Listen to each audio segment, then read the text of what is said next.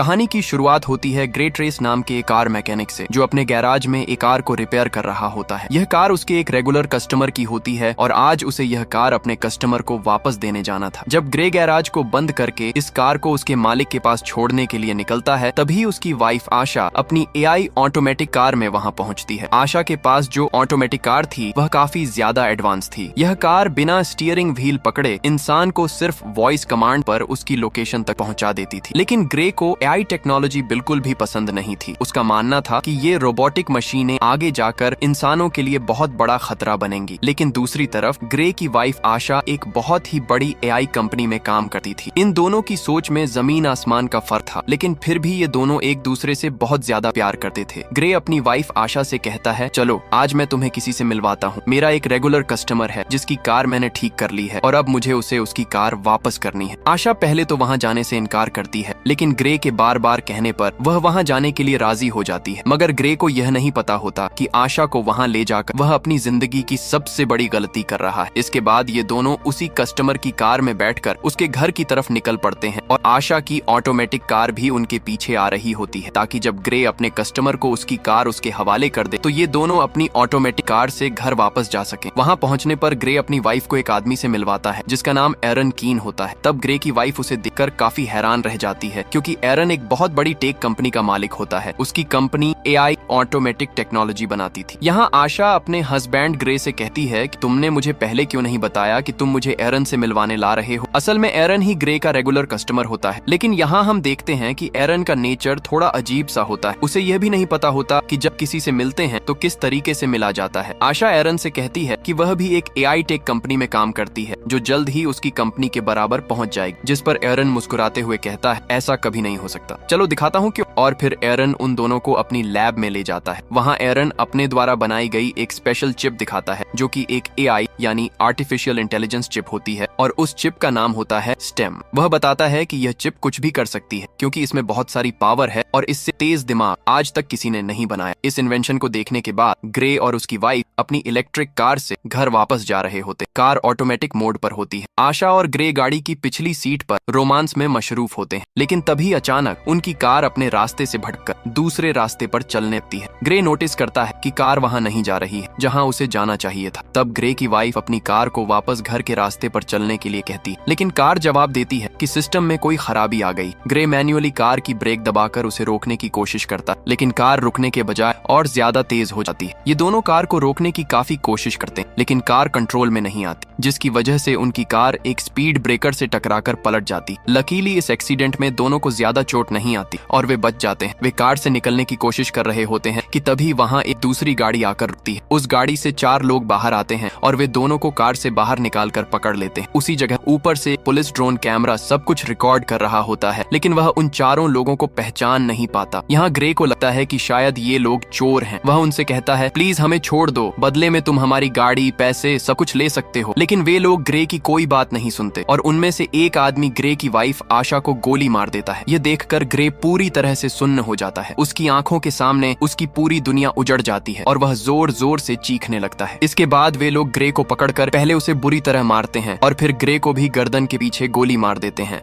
वे grey और आशा का सारा सामान चोरी करके वहां से चले जाते हैं। ग्रे की सांसें अभी भी चल रही होती हैं और वह अपनी आंखों के सामने अपनी वाइफ को तड़पते हुए देख रहा होता है, लेकिन ग्रे कुछ भी नहीं कर पाता क्योंकि उसकी बॉडी का कोई भी पार्ट हिल नहीं पा रहा होता। और फिर ग्रे की आंखों के सामने ही उसकी वाइफ की मौत हो जाती है। कुछ देर बाद वहां पुलिस पहुंचती है। वे आशा की बॉडी को पोस्टमार्टम के लिए भेज देते हैं और ग्रे को हॉस्पिटल में एडमिट कर देते हैं। हॉस्पिटल में 3 महीनों तक इलाज चलने के बाद ग्रे की जान तो बच जाती है, लेकिन अब वह चलने के काबिल नहीं रहता। गर्दन के नीचे गोली लगने की वजह से उसका स्पाइनल कॉर्ड पूरी तरह डैमेज हो चुका होता है। कंधे से नीचे उसका पूरा शरीर पैरालाइज हो जाता है। 3 महीनों बाद ग्रे को घर वापस लाया जाता है। अब ग्रे व्हील चेयर पर होता है क्योंकि उसके सिर के अलावा पूरी बॉडी बेजान हो चुकी होती है। ग्रे अब कोई काम नहीं कर सकता था, इसलिए उसके घर पर एक रोबोटिक मशीन होती है जो उसका सारा काम करती है और उसकी माँ उसका ख्याल रखती है। लेकिन ग्रे के लिए अब जिंदगी एक बोझ बन चुकी होती है। उन 4 किलर्स ने न सिर्फ उसकी वाइफ को मार दिया था, बल्कि उसकी पूरी जिंदगी भी तबाह कर कर दी थी। ग्रे बदले की आग में जल रहा होता है। उसके पास अब सिर्फ एक ही उम्मीद बची होती है जिसके सहारे वह जिंदा रहता है। वह अपनी वाइफ के किलर्स को जल्द से जल्द जेल की सलाखों के पीछे देखना चाहता होता है। इसी वजह से वह पुलिस स्टेशन जाता है। वहाँ ग्रे पुलिस से अपनी वाइफ के किलर्स के बारे में पूछता है। डिटेक्टिव उसे बताती है कि अभी तक किसी का भी कोई सुराग नहीं मिला है। पुलिस का ड्रोन कैमरा उस वक्त वहाँ मौजूद था, लेकिन फुटेज धुंधली होने की वजह से कातिलों की पहचान नहीं हो पाई है और पुलिस अभी और इन्वेस्टिगेशन कर रही है। ये सुनकर ग्रे काफी ज्यादा डिसपॉइंट हो जाता है, क्योंकि काफी समय से वह पुलिस से यही सुनता आ रहा होता है कि हम इन्वेस्टिगेशन कर रहे हैं। अब ग्रे पूरी तरह से हिम्मत हार चुका होता है और वह इस तरह से जीना नहीं चाहता। उसे लगने लगता है कि उसकी उम्मीद अधूरी रह जाएगी और पुलिस कभी भी उसकी वाइफ के कातिलों को नहीं पकड़ पाएगी। इसी वजह से ग्रे आत्महत्या करने का फैसला करता है। वह घर में मौजूद रोबोट मशीन की मदद से दवाइयों का ओवरडोज ले लेता है, जिससे वह बेहोश हो जाता है। लेकिन उसके घर पर लगा एआई सिस्टम वक्त रहते एम्बुलेंस को कॉल कर देता है और ग्रे की जान बच जाती है। यहीं ग्रे से मिलने उसका वही रेगुलर कस्टमर एरन कीन आता है। वह ग्रे से कहता है कि उसे उसकी हालत देखकर बहुत बुरा लग रहा है। एरन ग्रे को दोबारा अपने पैरों पर खड़ा होकर जीने की उम्मीद देता है और कहता है, ग्रे, क्या तुम्हें याद है मैंने तुम्हें एक बार एक पावरफुल एआई चिप दिखाई थी? अगर मैं उसे तुम्हारी बॉडी के अंदर लगा दूं तो तुम एक बार फिर से चलने के काबिल हो जाओगे और पहले से भी ज्यादा पावरफुल बन जाओगे। लेकिन ग्रे एरन की इस ऑफर को ठुकरा देता है और कहता है कि अब वह यह जिंदगी नहीं जीना चाहता। तब एरन उससे कहता है, सोच लो ग्रे, ये चिप तुम्हारी वाइफ को तो जिंदा नहीं कर सकती, लेकिन तुम्हें एक बार फिर से जीने का मौका जरूर दे सकती है। अगर तुम्हारी वाइफ भी जिंदा होती तो वह भी यही चाहती। एरन की यह बात ग्रे के दिमाग को अंदर तक छू जाती है। ग्रे सोचने लगता है कि अगर वह ठीक हो गया तो अपनी वाइफ का बदला जरूर ले सकेगा। इसी वजह से वह एरन की बात मान जाता है। अब यहाँ हमें पता चलता है कि एरन को ग्रे से कोई हमदर्दी नहीं होती। वह बस ग्रे के पास अपने मकसद के लिए आया होता है, क्योंकि वह अपनी एआई चिप को किसी इंसान की बॉडी में इंसर्ट करके टेस्ट करना चाहता था। वह यह चेक करना चाहता था कि उसका इन्वेंशन सच में सक्सेसफुल है या नहीं। इसी वजह से एरन चोरी छिपे ग्रे की बॉडी में चिप डालकर एक्सपेरिमेंट करना चाहता था, क्योंकि गवर्नमेंट इस तरह के एक्सपेरिमेंट्स करने की इजाजत नहीं देती। अगले सीन में हम देखते हैं कि एरन अपने घर में ग्रे की बॉडी पर एक्सपेरिमेंट कर रहा होता है। यहाँ ग्रे की स्पाइनल कॉर्ड में वह चिप इम्प्लांट की जाती है। ये चिप सीधे ग्रे के दिमाग से कनेक्ट हो जाती है। ऑपरेशन के कुछ घंटों बाद ग्रे को होश आता है। डॉक्टर उसके हाथ और पैरों को मूव करने की कोशिश करती है और यह चेक करती है कि क्या ग्रे अब अपने हाथ और पैरों को महसूस कर पा रहा है या नहीं। ग्रे की हालत देखकर वहाँ मौजूद लोग समझने लगते हैं कि शायद चिप ने ग्रे की बॉडी पर कोई असर नहीं किया। एरन बहुत ज्यादा मायूस हो जाता है,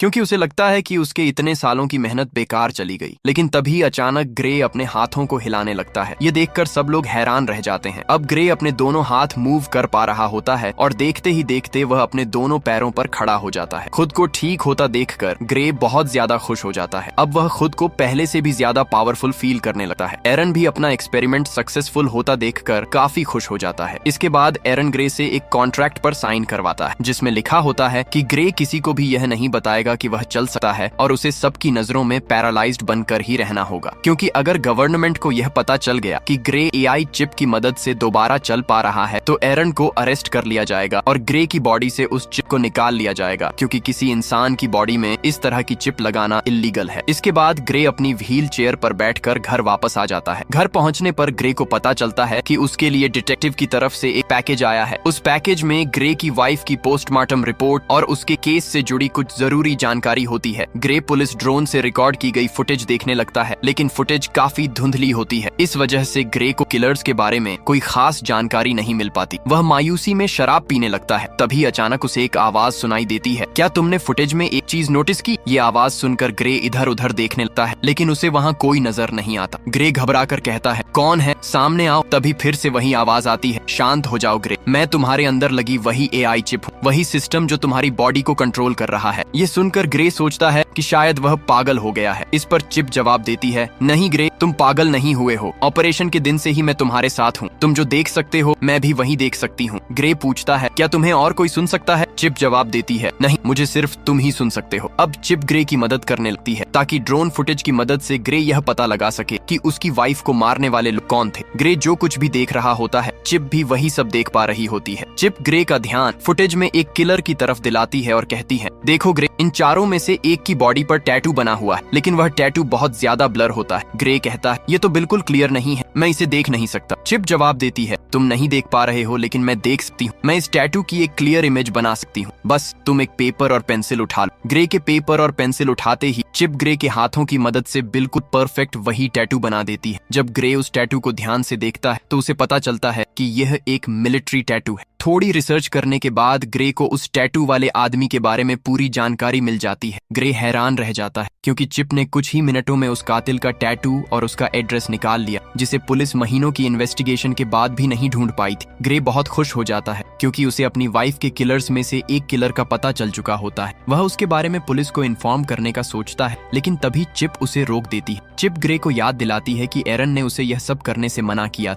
वह कहती है, तुम भूल गए कि तुमने एरन के साथ कॉन्ट्रैक्ट साइन किया था। अगर तुम पुलिस को इस किलर के बारे में बताओगे तो वे तुमसे पूछेंगे कि तुम्हें यह सब कैसे पता चला और यह टैटू तुमने कैसे बनाया। ग्रे चिप से पूछता है, तो फिर बताओ अब मैं क्या करूं? चिप जवाब देती है, पहले तुम खुद उस आदमी के एड्रेस पर जाओ और उसके खिलाफ सबूत इकट्ठा करो। इसी वजह से ग्रे खुद उस जगह पहुंच जाता है। वहाँ पुलिस ड्रोन मौजूद होते हैं, इसलिए ग्रे ड्रोन के सामने अपनी व्हील चेयर पर ही बैठा रहता है। जैसे ही ड्रोन वहाँ से चले जाते हैं, ग्रे चुपके से खड़ा होता है और किलर के घर की तरफ बढ़ जाता है। ग्रे दरवाजा खोलकर घर के अंदर चला जाता है और वहाँ सबूत ढूंढने लगता है। तभी उसे पता चलता है कि उस किलर को किसी ने बहुत सारे मैसेज भेजे हैं। ग्रे के अंदर लगी चिप उन मैसेजेस को कुछ ही सेकंड में पढ़ लेती है। चिप ग्रे से कहती है, इन मैसेजेस में ओल्ड बोन नाम की जगह का बार बार जिक्र है, क्या तुम्हें इसके बारे में कुछ पता है? ग्रे जवाब देता है, हाँ, यह हमारे घर के पास ही एक बार है। इसी बीच ग्रे को किसी के आने की आवाज सुनाई देती है। असल में वह किलर वापस आ चुका होता है। वह देखता है कि उसके घर में सारा सामान बिखरा पड़ा है। तभी वह सामने लगे शीशे में ग्रे को देख लेता है। वह तुरंत ग्रे पर हमला कर देता है और पूछता है, तुमने मुझे कैसे ढूंढा? ग्रे कोई जवाब नहीं देता और उल्टा उससे पूछता है, तुम बताओ मेरी वाइफ को किसने मारा था? वह किलर बहुत ताकतवर होता है और ग्रे पर भारी पड़ने लगता है। इससे पहले कि वह ग्रे को मार पाता, ग्रे के अंदर लगी चिप उससे कहती है, मुझे तुम्हारी बॉडी का फुल कंट्रोल दो ताकि मैं कुछ कर सकूं। और बिना सोचे समझे ग्रे उसे परमिशन दे देता है। शिप से परमिशन मिलने के बाद ग्रे अचानक उस किलर पर जोरदार हमला कर देता है और उसे बेहद बेरहमी से पीटने लगता है। किलर पूरी तरह घबरा जाता है और सोचने लगता है कि आखिर अचानक इस आदमी में इतनी ताकत कहां से आ गई। वहीं दूसरी तरफ ग्रे खुद भी हैरान होता है कि आखिर वह इतना ताकतवर कैसे हो गया। इसी बीच ग्रे उस किलर से कहता है कि वह खुद को उसके हवाले कर दे, लेकिन तभी वो किलर अचानक एक नाइफ निकालकर ग्रे पर अटैक कर देता है। इस सिचुएशन को देखते ही स्टेम तुरंत कंट्रोल ले लेती है और पूरे हालात संभालते हुए उस किलर को वहीं मार डालती है। किलर के मरते ही स्टेम ग्रे को उसका बॉडी कंट्रोल वापस दे देती है। यह देखकर ग्रे पूरी तरह टूट जाता है क्योंकि वह किसी को जान से मारना नहीं चाहता था। उसे लगता है कि अब उसका जेल जाना तय है। स्टेम ग्रे से कहती है, घबराओ मत ग्रे, तुम्हें कुछ नहीं होगा, बस जल्दी से यहाँ से अपने सारे फिंगरप्रिंट्स मिटा दो। स्टेम जैसा कहती है, ग्रे बिल्कुल वैसा ही करता है। कुछ देर बाद पुलिस उस आदमी की बॉडी को पोस्टमार्टम के लिए ले जाती है, जहाँ हम उस डिटेक्टिव को देखते हैं। पोस्टमार्टम के दौरान डिटेक्टिव को पता चलता है कि उस आदमी की बॉडी के अंदर एक वेपन इंसर्ट किया गया था और उसकी पूरी बॉडी में छोटी छोटी वायरिंग फैली हुई थी। यानी वह किलर कोई आम इंसान नहीं बल्कि एक अपग्रेडेड ह्यूमन था जो नॉर्मल इंसानों से कई गुना ज्यादा पावरफुल था। दूसरी तरफ एरन कीन ग्रे पर बुरी तरह गुस्सा करता है। वह कहता है, तुमने उस किलर को क्यों मारा? ये काम बहुत ज्यादा रिस्की था। अगर तुम पकड़े जाते तो तुम्हारे साथ साथ मुझे भी जेल जाना पड़ता। मैंने यह चिप तुम्हारे अंदर इसलिए इंसर्ट नहीं की थी कि तुम अपनी वाइफ का बदला लो, और अगर दोबारा तुमने ऐसी कोई हरकत की तो मैं इस चिप को डीएक्टिवेट कर दूंगा, जिसके बाद तुम फिर से पूरी तरह पैरालाइज्ड हो जाओगे। इधर डिटेक्टिव भी लगातार यह पता लगाने की कोशिश कर रही होती है कि उस आदमी को आखिर किसने मारा। तभी उसे पता चलता है कि जिस समय उस किलर का मर्डर हुआ था उससे कुछ देर पहले ग्रे अपनी व्हील चेयर पर उसी एरिया में मौजूद था। इसके बाद डिटेक्टिव सीधे ग्रे के घर पहुंचती है। डिटेक्टिव ग्रे से कहती है, हमने तुम्हें उसी समय उस इलाके में देखा था जिस समय सर्क नाम के आदमी का मर्डर हुआ है। हमें पहले से शक था कि वही आदमी तुम्हारी वाइफ के मर्डर में शामिल था, क्योंकि उसका क्रिमिनल रिकॉर्ड बहुत लंबा है और वह उसी एरिया में रहता था जहां तुम्हारी वाइफ को मारा गया था, और अब कल उसी आदमी का मर्डर हो चुका है। ये सुनकर ग्रे हैरानी से कहता है, ओह